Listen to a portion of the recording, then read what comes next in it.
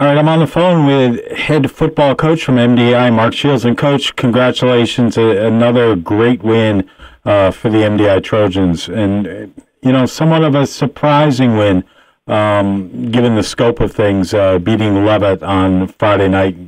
You jumped out to a 36-0 lead. Yeah, thanks, Chris. We really did come to play. I was really pleased with our kids. We had talked about during the week that we had a really good week of practice. I thought we were very well prepared for Leavitt and what they wanted to do.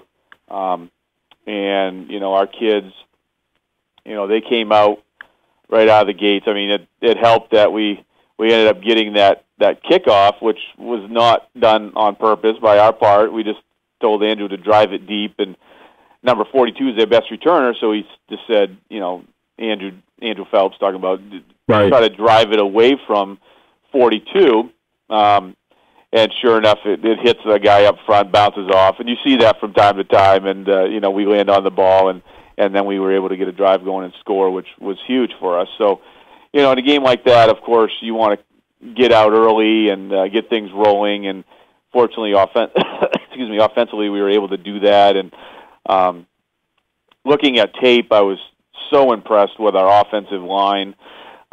They were just beasts all night. I mean, it makes calling plays so much easier on my part when my offensive line, they're opening up huge holes for our backs, and our backs ran the ball real well. And, I thought we did a good job getting the ball to different guys. But, as the game progressed, it was easy to see for me as the play caller that going straight ahead, behind my big boys up front and not getting too fancy was the way to go, and we were able to do that. So, big win. Defensively, we did a nice job. Mark Arnold did a great job scheming up against what they wanted to do, and held them to a shutout at halftime. So, big win for the season, big win for the program.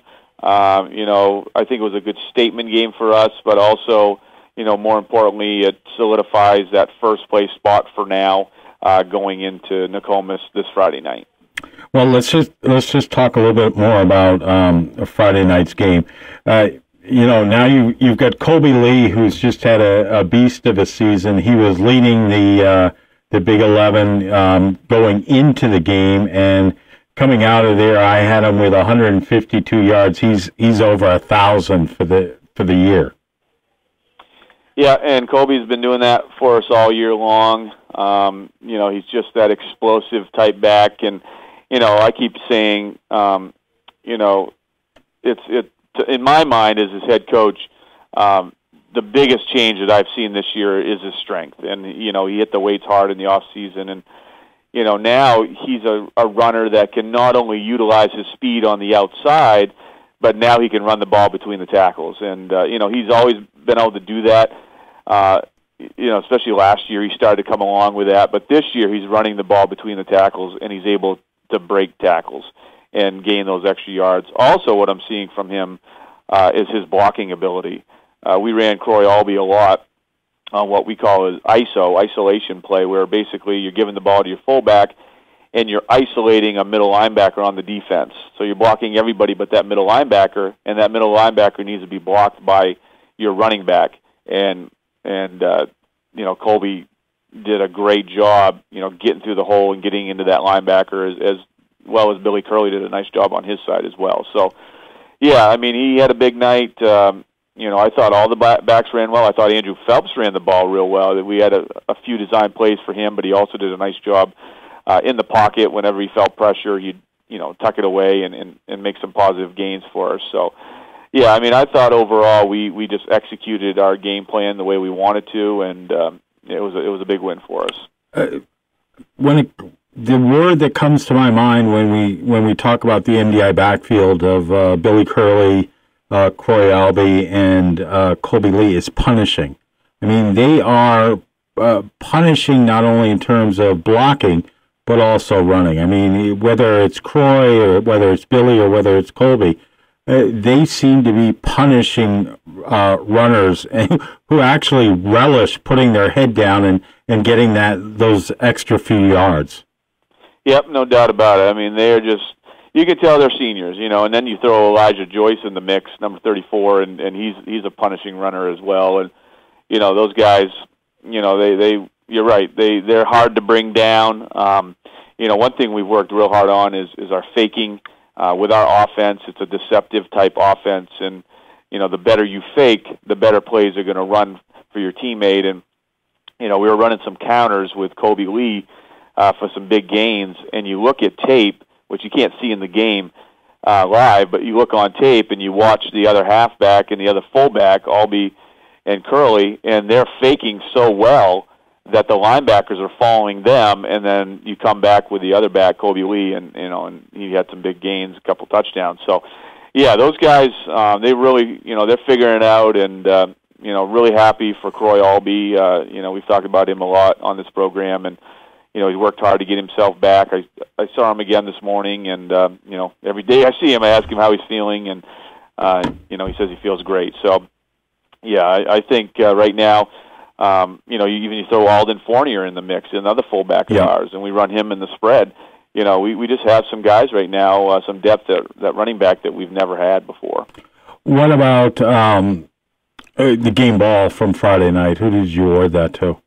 Yep, so we'll meet with the kids this afternoon, but we decided to go with Gilbert Isaacs.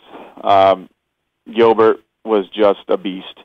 You know, you look on tape, and he was going up against Leavitt's biggest guy they have on the team, and we were concerned that guy was going to disrupt what we were trying to do.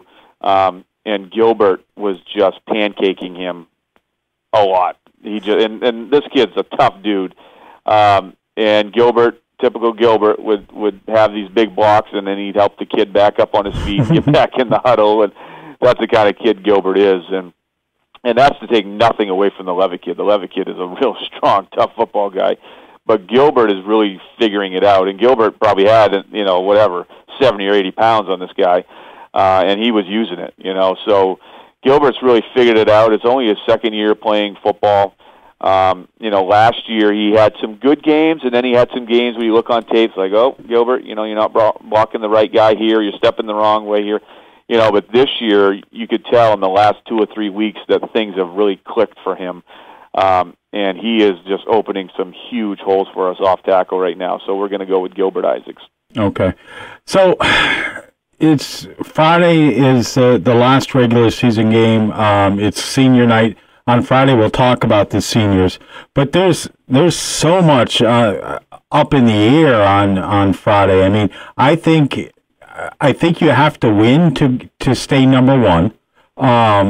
And then I'm looking here, and I think that whole Old Town, Madomic Valley, Bapst, Orono, there's a big battle there for that final playoff spot.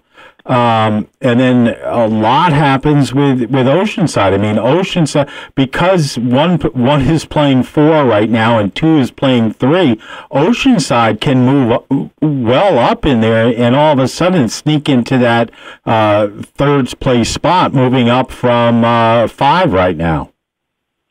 Yeah, I mean, we knew going in that there was going to be some really good football teams, and sure enough, as the season's played out, you know, there have been, and, you know, we haven't talked much about John Bapst, but boy, what an improved team they've had this year. Coach Dan O'Connell's done a great job up there. You know, they were a little down the last couple of years, and you can tell they've worked hard in the off season, and they've worked hard this season to get better.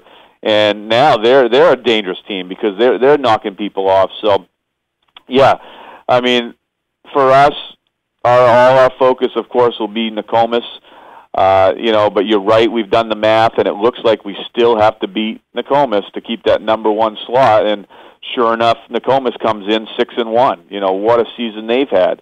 You know, their coach has done a tremendous job down there turning that program around. I don't know if they'd won a game the last 2 years, and here they are, 6-1. Yeah, no, they had not won a game, and they hadn't. Okay. You know, and they gave up 33 points, which is almost as many points as they've given up all season to Belfast. But in reading the recaps of that game, they had reserves in there, and they were well in front at halftime. And, you know, Belfast the majority of those points were scored against Nokomis seconds. So, I mean, this Nokomis team is leading all of Class C in least amount of points allowed.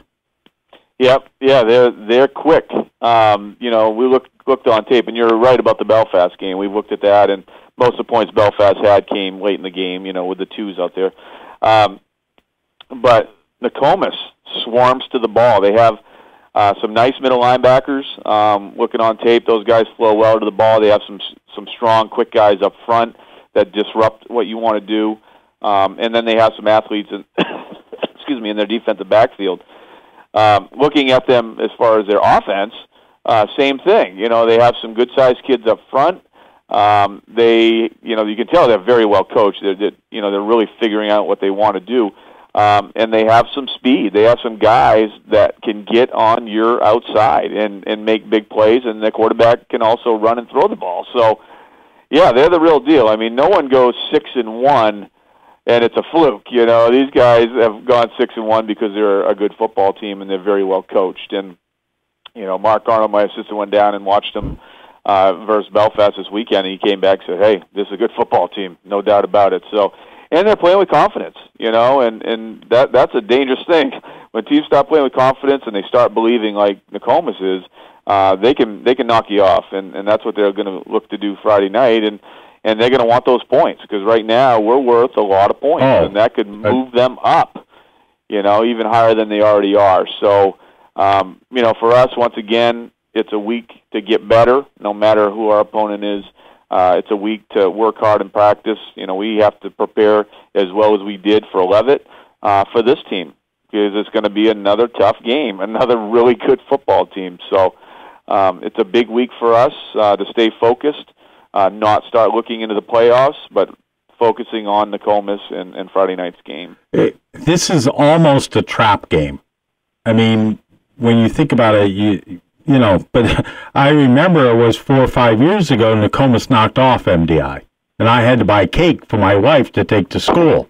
But yeah, well, that was right. John Phelps and Tegan Candage and that crowd, and that was a good football team. I think we went 6-2. We thought we should have gone 7-1, but guess what? We had homecoming against Nokomis, and they came down here and outplayed us, and I got outcoached.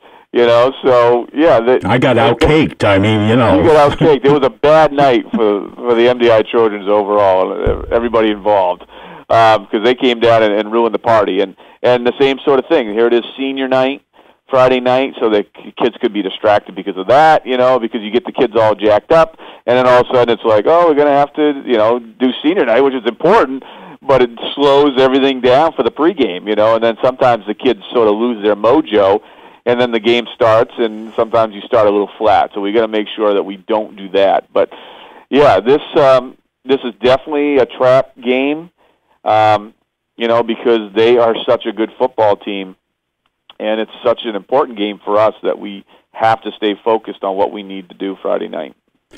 It was an amazing crowd on Friday night against Leavitt. The band was great. I mean, the cheerleaders with the alumni there. Yes, there will be a lot of, and the AYS was there. It's senior night. You want to have that huge crowd just to demonstrate, hey, listen, you're coming down the island. This is how we do football, MDI style. Yep, no doubt about it. Last Friday night, homecoming, and we got a huge band, we had a huge crowd. It was just awesome. And when I'm in the game, I don't hear anything. It's amazing how I can't. But I don't hear the announcer. I don't hear anything. I don't hear the crowd. That's surprising you don't hear the announcer. Let me just tell you. I know, but I don't hear any of that. And then when I listen to like yours was live streamed this past Friday night, I hear all that, and I'm like, wow, our crowd is really loud. And I don't, because I'm just so focused, I guess, on what's going on the field that I block all that out. And I know the kids. I did that as a player, too. I never heard anything. And our kids do the same thing. They say that all the time, that you don't. But listening to it, online, it was like, wow, this is awesome. So, yeah, we need to get a big crowd down here Friday night. This is a huge game. to keep us in first place. Plus, it's going to be an emotional night because it's senior night, and we're going to want to play well for our seniors. So, yeah, if people can get out and support us, that would be awesome. All right, we'll talk on Friday. We'll talk about the seniors, and we'll get ready for Nokomis football. Have a good week at practice. All right, thanks, Chris. All right, thanks.